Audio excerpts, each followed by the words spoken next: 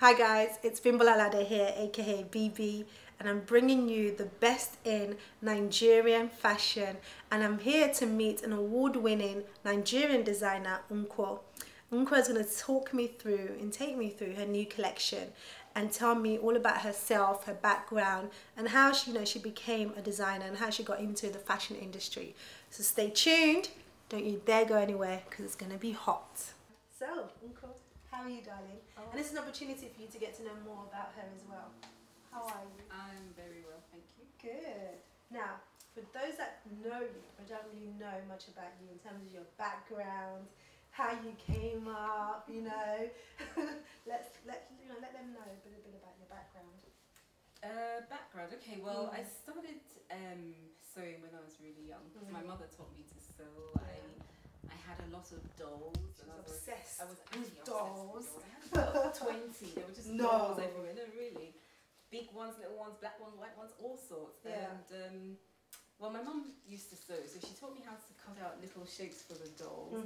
But at the same time, she used to make us hem our dresses and things as well. Okay. So I always used to sort of like, I didn't like it then. It was just like big hems, and then the next day the whole thing comes off, and I have to sit there and do it again. And again and again.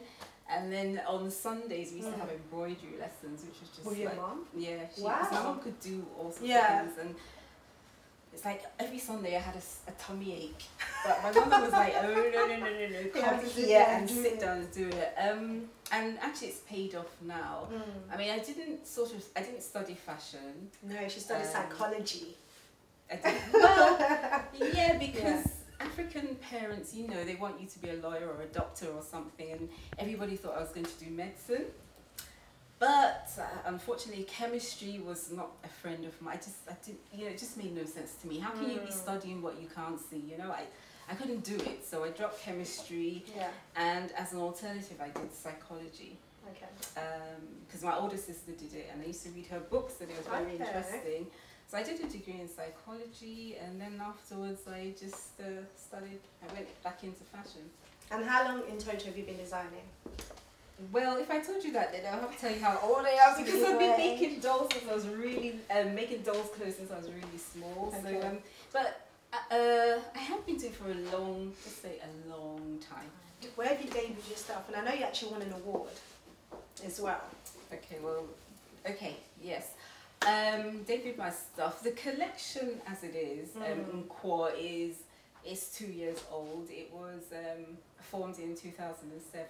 I mean, I've been doing things before then, but I kind of had a little bit of a bad experience which turned into a good one, because I went to audition for Culture to Couture 2006, and I didn't get through because, well, I wasn't really sure what the collection was meant to be. And Culture to Couture was what, a show? Culture to Couture, it was a showcase of like the best of black British fashion designers.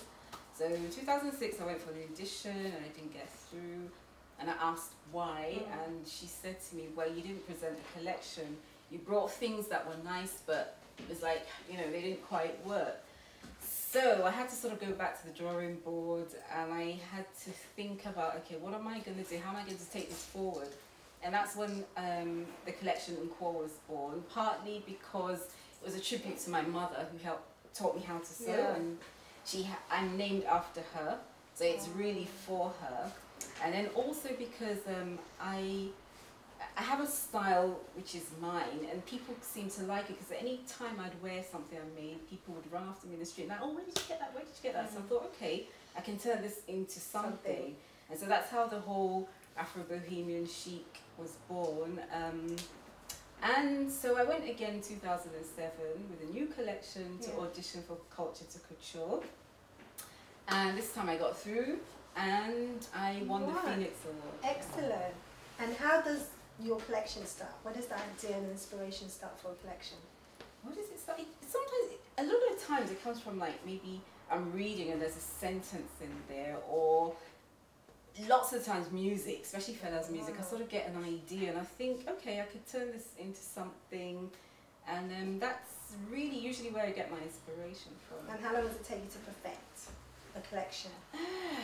Well, it depends. Sometimes it takes longer than others, because you know, I try something, it doesn't quite work, and so I sort of rework it.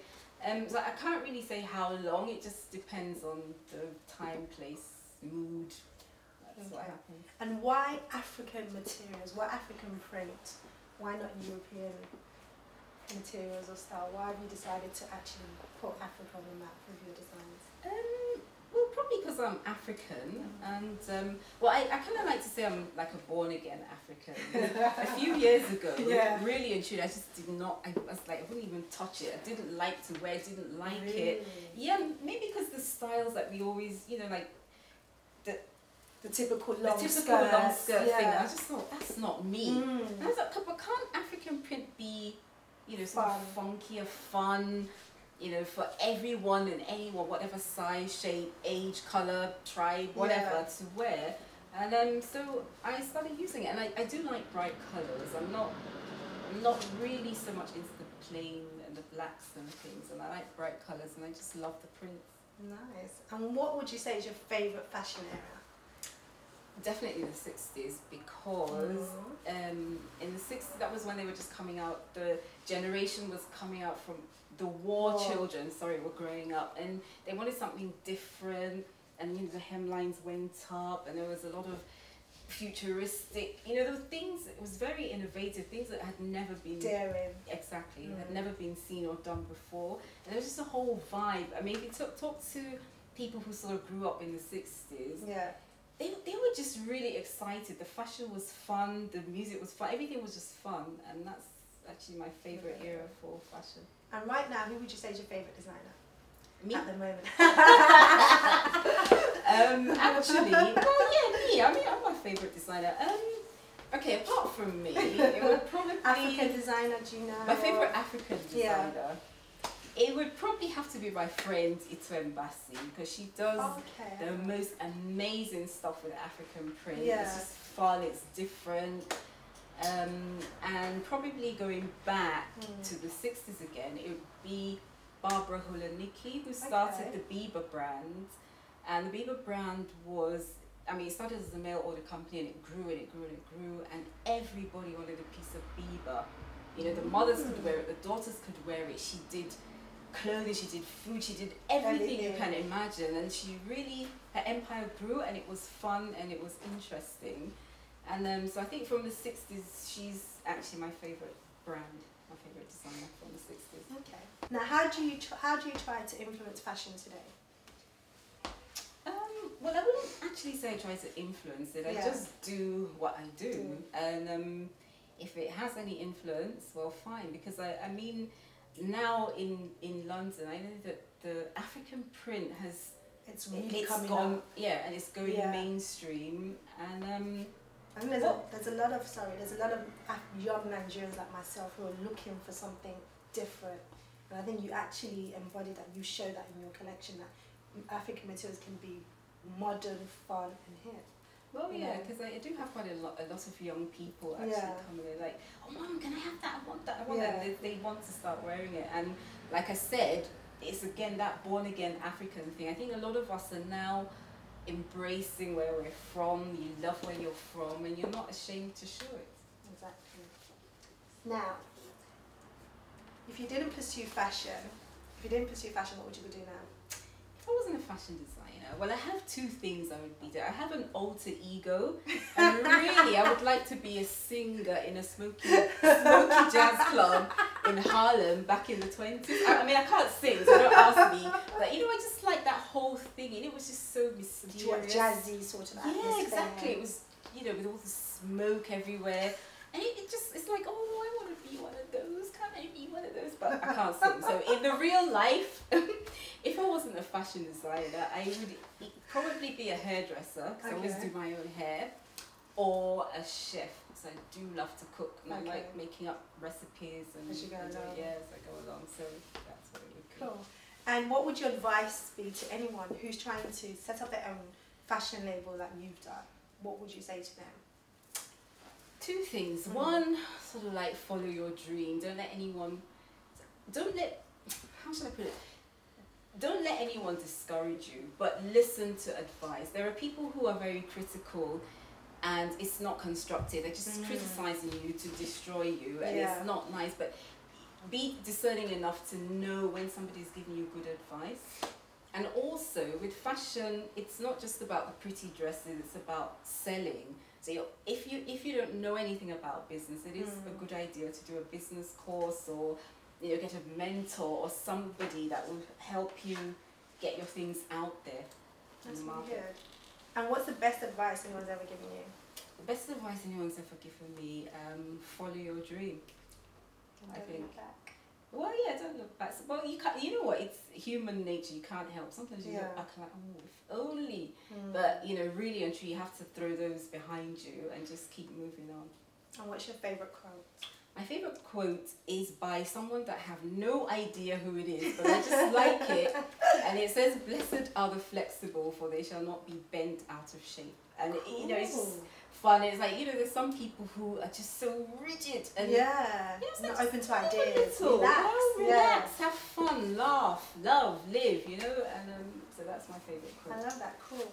Okay, let's bring the model out, Chanel, so that she can show us one of your creations, and you can talk about the inspiration behind how you came about designing this. So Chanel, just stand up. Right, okay, this is the jumpsuit that I did, and it was showcased at the Arrive Africa Fashion Week. Okay. Right, well, I have a love affair with gold. I do like gold because it's sort of like, the old Ghana, it was gold clothes. It's just like beautiful and it's rich, and just the old kingdoms that we had before. So I usually use gold somewhere in a collection.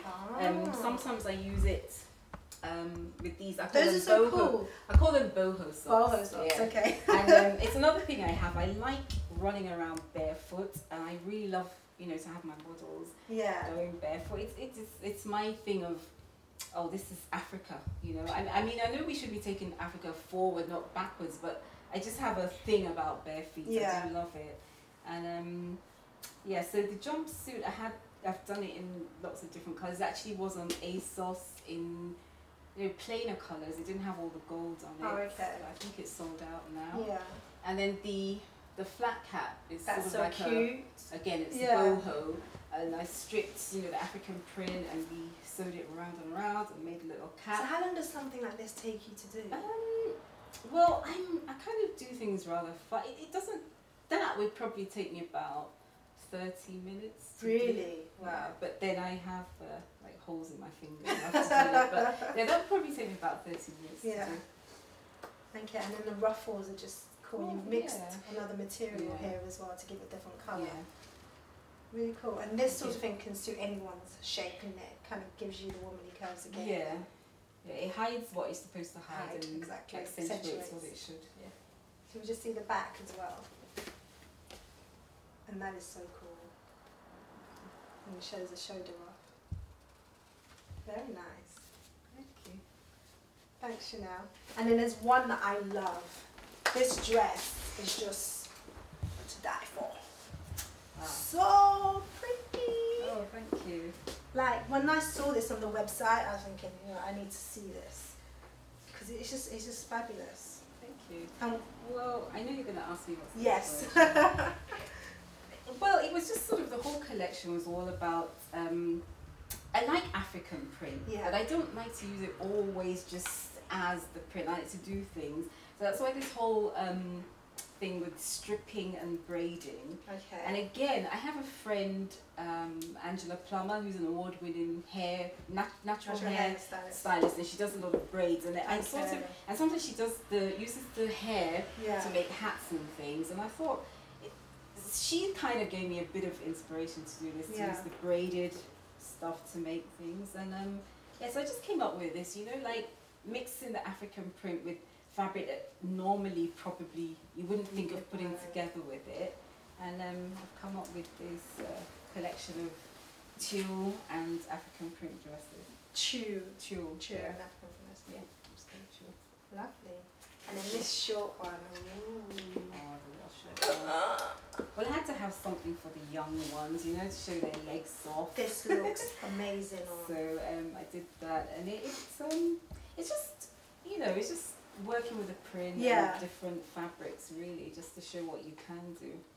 And let's just tell them, you've actually been nominated as well for another award coming up. Oh yes, Yeah. the BEFTAs, Yeah. Black Entertainment, Fashion, Sure. Film, Theatre, something. Everything. Yeah, I have been for Best Female Designer. So. And how do you feel about that? Oh well, it's nice to at least have people recognize you and feel that you're doing something good. It does feel good. So thank you, BEFTA, for nominating me. And where can people get your stuff from? You can get it if you go my website, which is www.nkwo.co.uk, and there are various shops in London. Later on in the year, my winter collection will be on ASOS as well. So that's how you can get my stuff.